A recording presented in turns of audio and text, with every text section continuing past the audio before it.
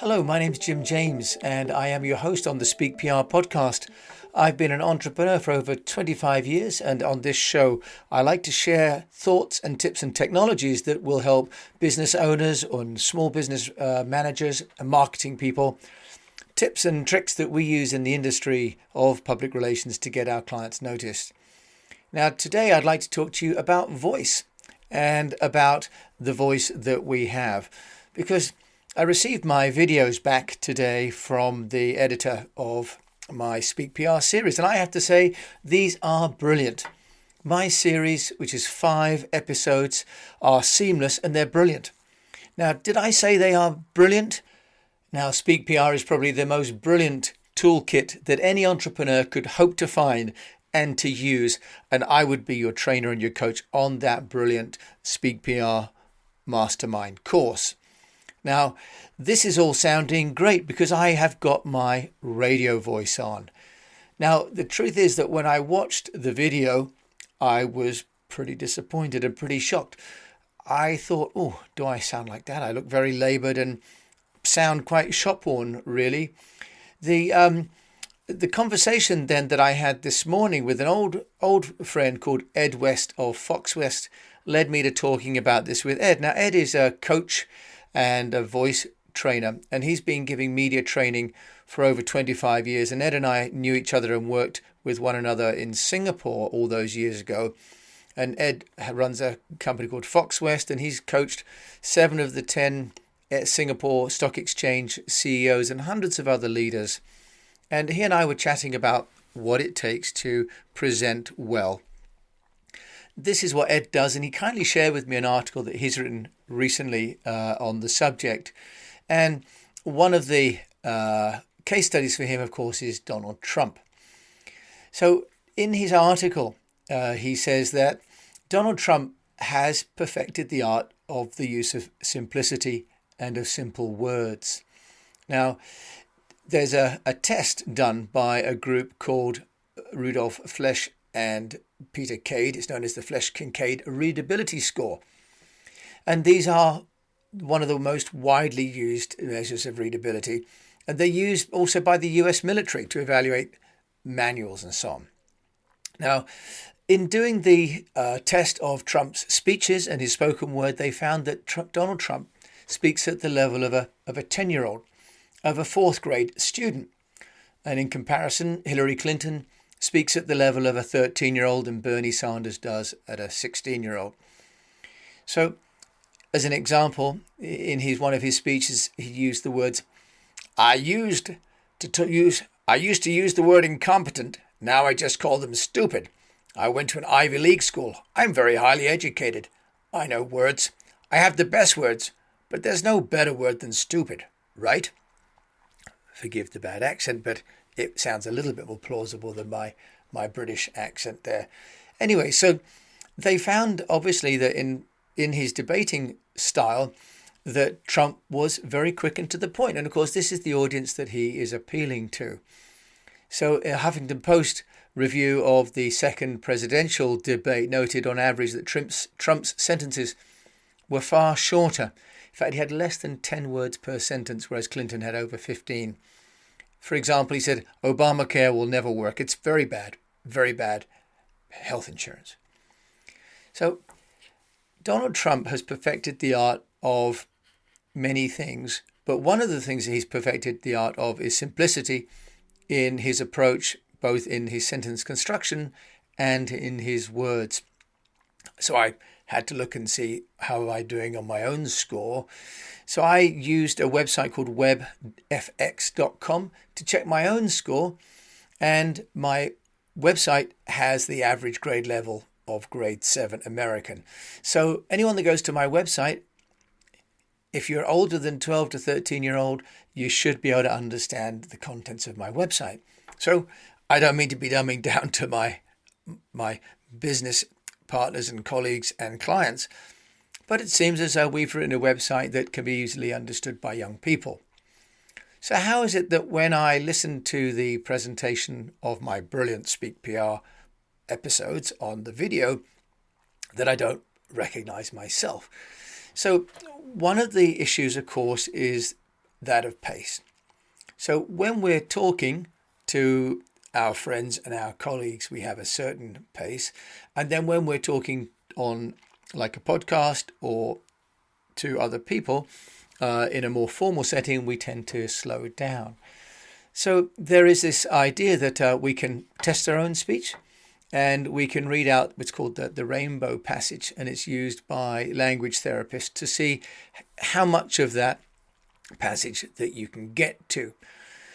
The issue is that native speakers, I speaking in English now, we have a sort of a continuous stream of sounds, often without clear-cut guidelines and borders between words. It kind of all becomes seamless. Now, this then creates problems for two groups of people. One is for all of these AI tools like Otter, for example, which I'm using now, which of course identify those words, what they call weak form words like and, can, of, and have, that we don't properly articulate. But the other area and the other audience that this causes problem for are non-native English speakers, or non-language if you're speaking in Spanish or German or French or any other language.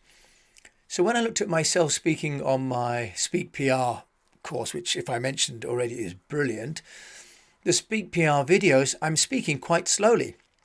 Now I'm wondering whether that's because I have been away in Asia for over 25 years, often, in fact, the majority of time working with people that don't speak English as a first language. So have I started to modify my own language presentation style? Because the assumption is that I'm talking to people that are not going to understand me unless I slow it down. So when we're speaking in a media interview, and we're speaking also maybe online at a Zoom call or conference, we have to think about our articulation of the words and to think of these weak form words, how well we are structuring those, and about the sort of speeds. Now, slow speed is usually regarded as about 110 words per minute. Conversational speed is between 120 at the slow end to 160 to 200 words per minute in the fast range. And I suppose if you hear people arguing, perhaps, for example, Italians or Spanish and some of these Romance languages, you hear them moving very quickly, or even the Mandarin when it's spoken at speed in anger or in jest in comedy, for example.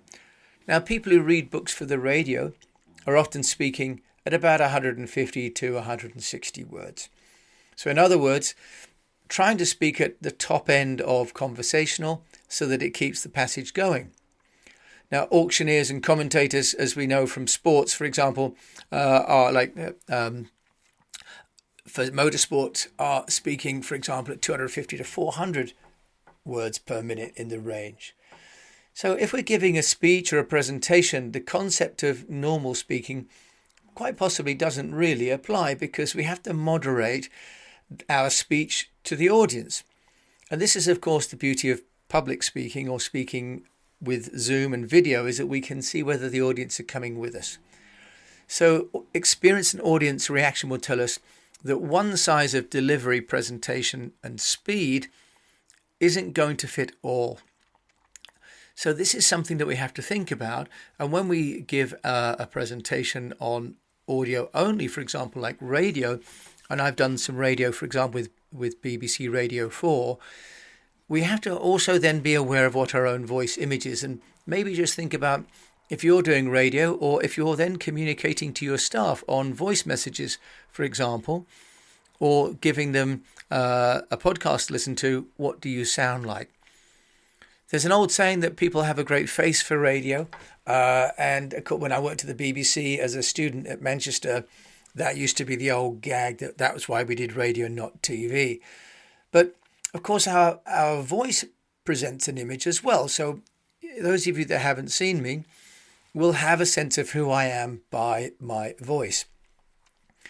How we articulate our voice gives the impression of who we are, where we're at in our life journey, where we're at in our professional journey, how seriously we're taking our audiences, and so on.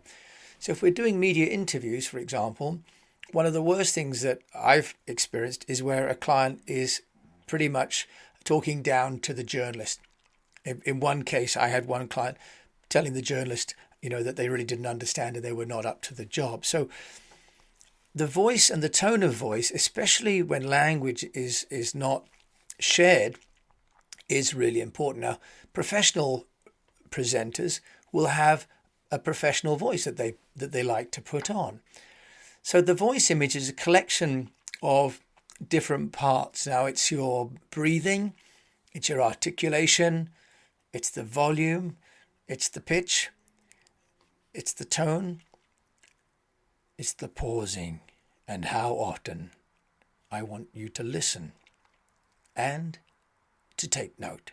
But if I want to talk about the brilliant Speak PR program, this is what I might do. I might race ahead and make it much faster and much more interesting because, and we find this a lot with the TV commercials, they've got all those T's and C's to get in within the 30-second package so that you don't miss anything, and so that when you ring up to buy the product, they can't be accused of not telling you all the details of what may or may not be in the second clauses on the third page.